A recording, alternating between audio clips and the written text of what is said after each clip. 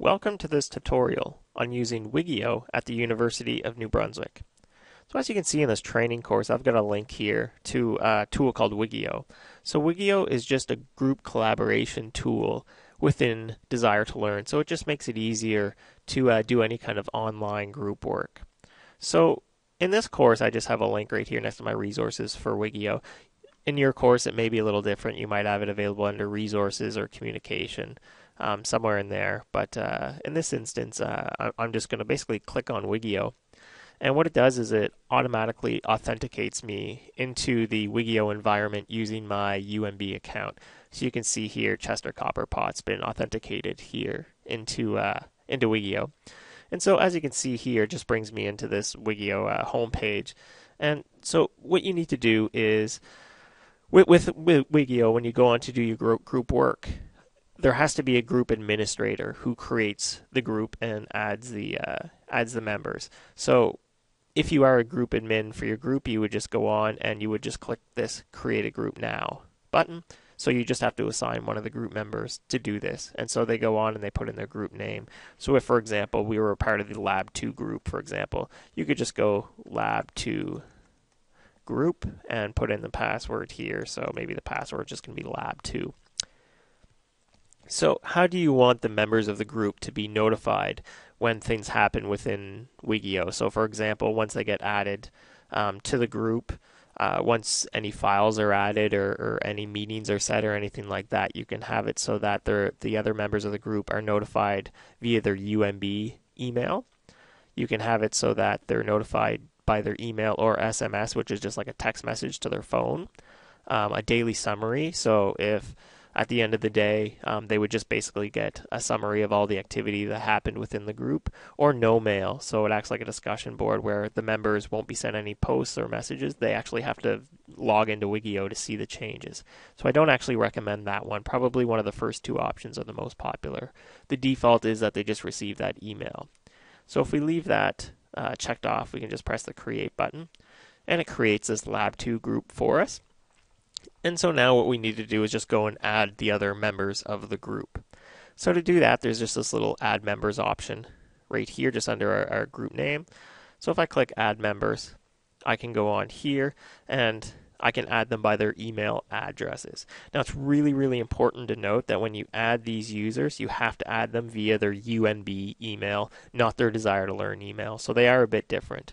So if you don't know the other students' UNB emails, the easiest thing to do is if you log into your course and you go under the communication button and you click on class list, for example, I can go under here and it lists the students here that are within this course. So if I go in under, for example, Ann Gables, I can click on her name and it brings up her Desire to Learn email address.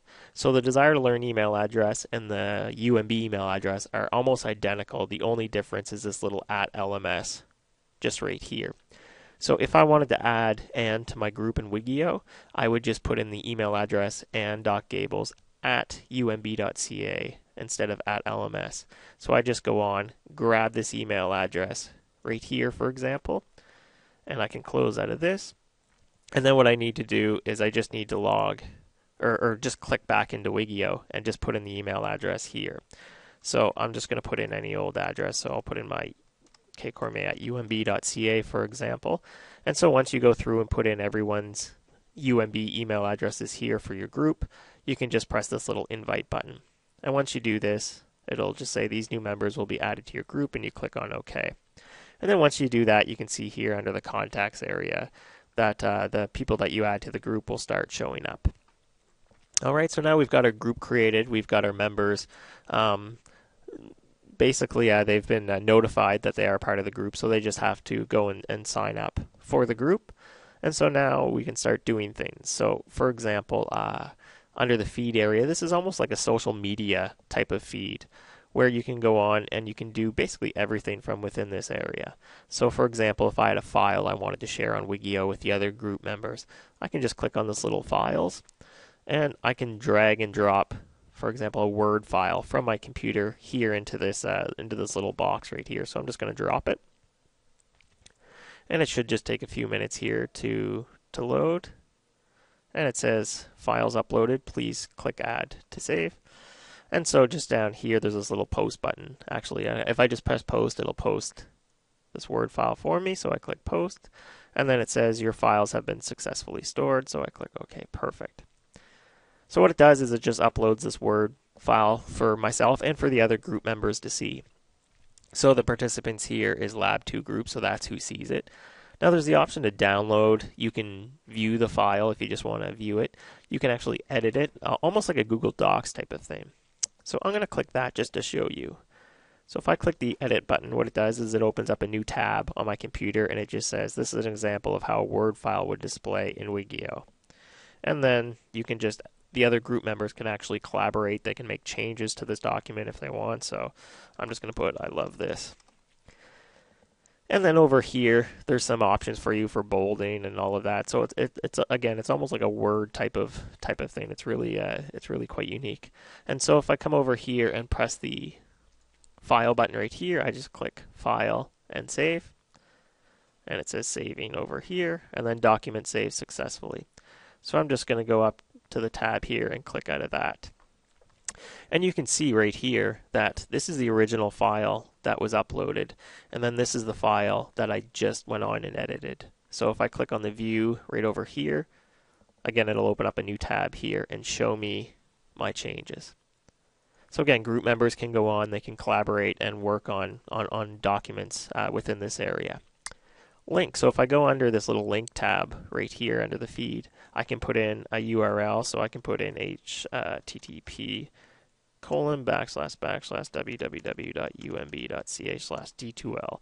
For example, I want to link to my D2L resources site. So I can put in the name of the link right here. So I'm just going to put in D2L resources site. You can also put in a description. You can choose what participants are going to receive this link.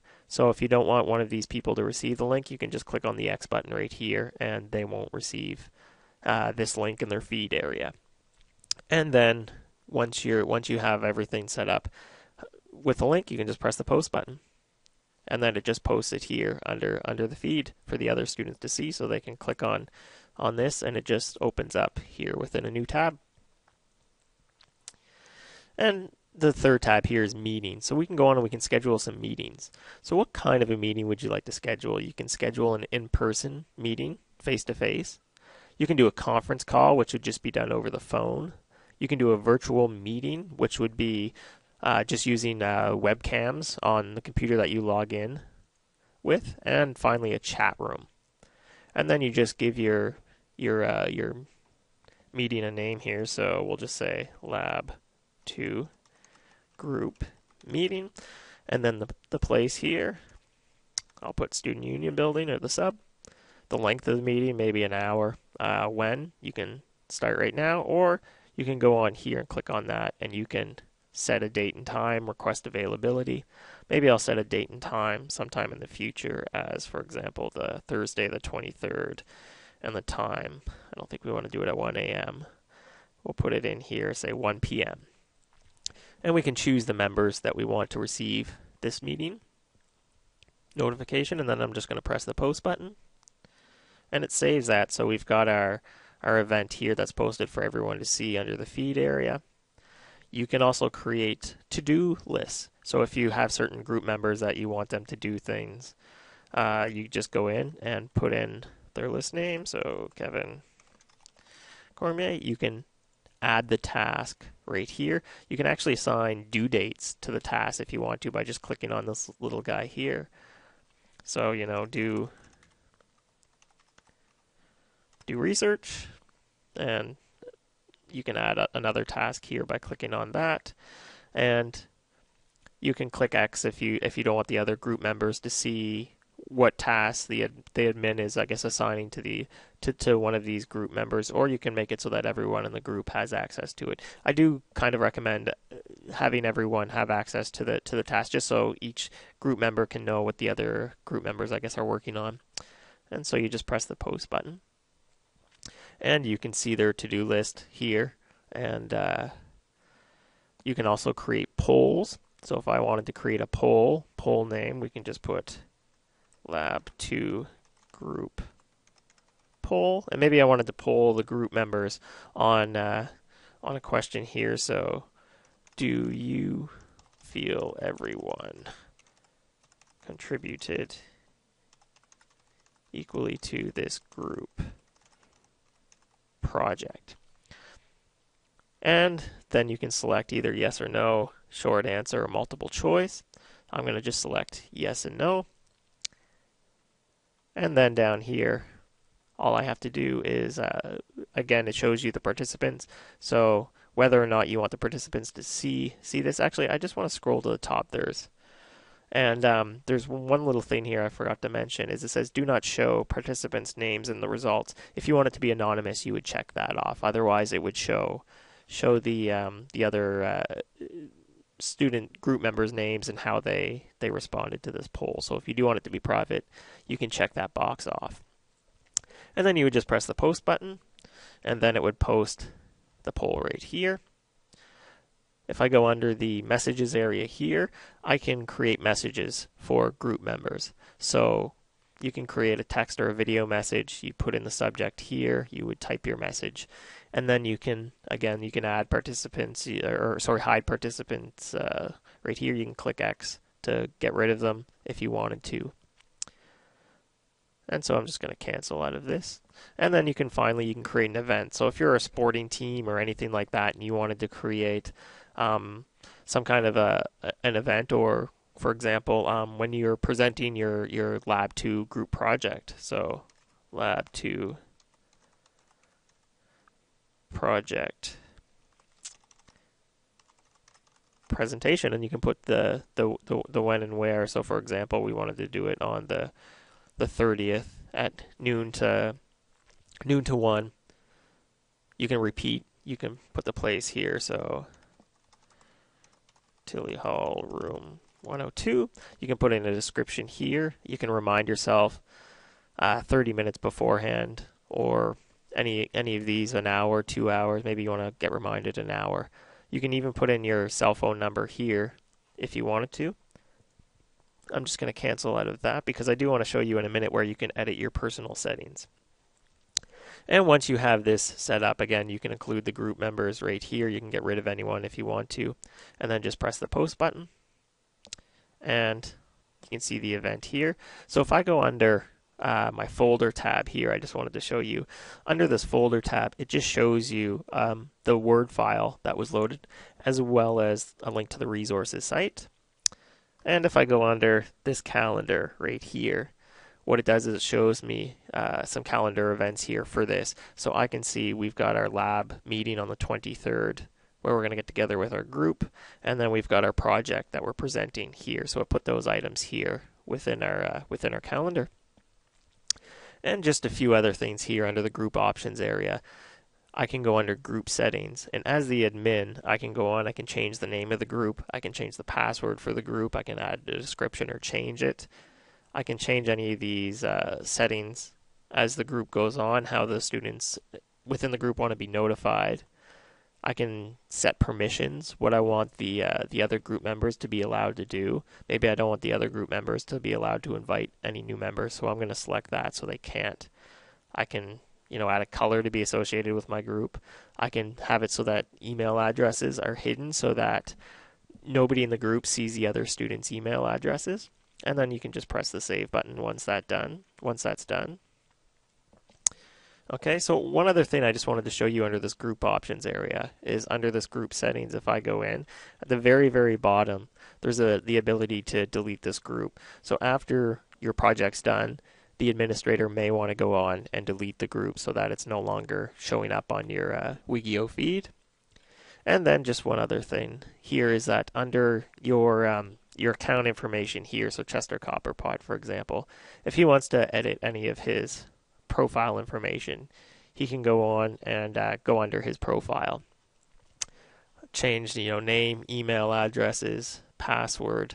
But the important thing here is the cell phone number. So you can register your cell phone number, put it in here. Don't forget your area code, and as well you can put in your service provider or carrier right here, and then press the save button. And that you would have to do that to get your text messages. And then under here, you can see that there's a few notifications here that a poll was created. So you can go on and take the poll right here by just clicking on Take Poll. Alright, so this concludes the tutorial on using Wiggio at UNB.